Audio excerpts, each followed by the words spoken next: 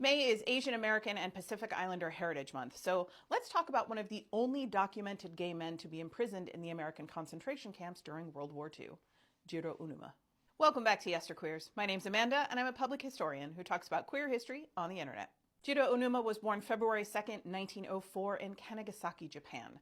When he was just 19, he sailed from Yokohama to San Francisco on the Shinyu Maru, arriving just 6 months before President Calvin Coolidge signed the incredibly racist Immigration Act of 1924, which effectively barred immigration from Japan and most of the rest of Asia.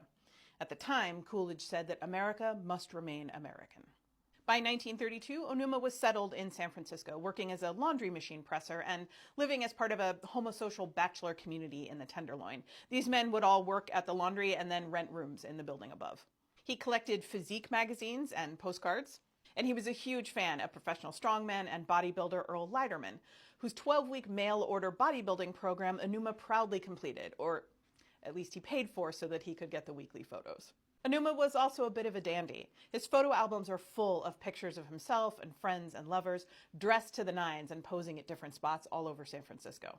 There's even this photo taken at the Moriyama studio in Japantown of Onuma in the center and two companions. In the years leading up to the Second World War, he seems to have been living a good life.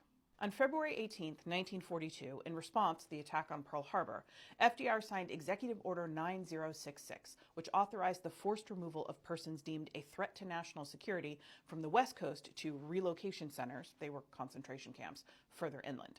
The course of the next 6 months, more than 125,000 people of Japanese ancestry were moved from the west coast of the United States, first to assembly centers and then on to one of 10 camps. Nearly 70,000 of those people were American citizens. They were imprisoned without ever being charged with a crime, and they couldn't appeal their incarceration. They could be drafted, though, or volunteer to serve. More than 30,000 Japanese Americans served with distinction in segregated units during World War II.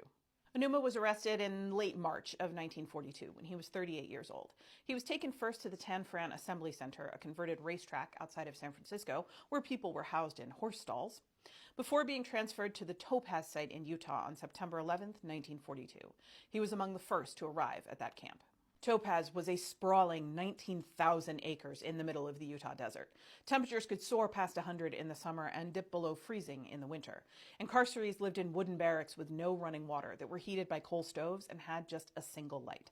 Upon arrival, they were hired to work at the camp for wages ranging from $14 to $19 a month, a few $100s a month in today's dollars. The whole thing operated like a co-op, except that everyone was a prisoner of the United States government. Onuma lived in Block 3, Barrack 5, Unit B, and he worked in the mess hall, which we know from this yearbook-style photo.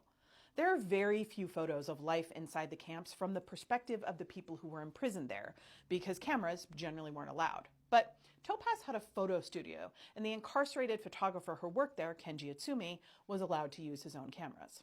It's likely that Utsumi took this picture of Jiro on the right and his partner, a man named Ronald. We don't even know Ronald's last name, but thanks to artist and scholar T.T. Takamoto, we do know that they were partnered before they were imprisoned together at Topaz, and that they reconnected in San Francisco after the war.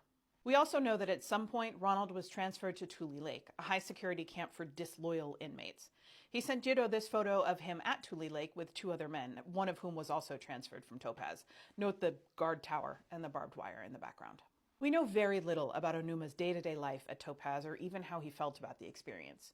What we do know is that somehow he managed to do what queer people have done for centuries: forge connections, build community, and survive.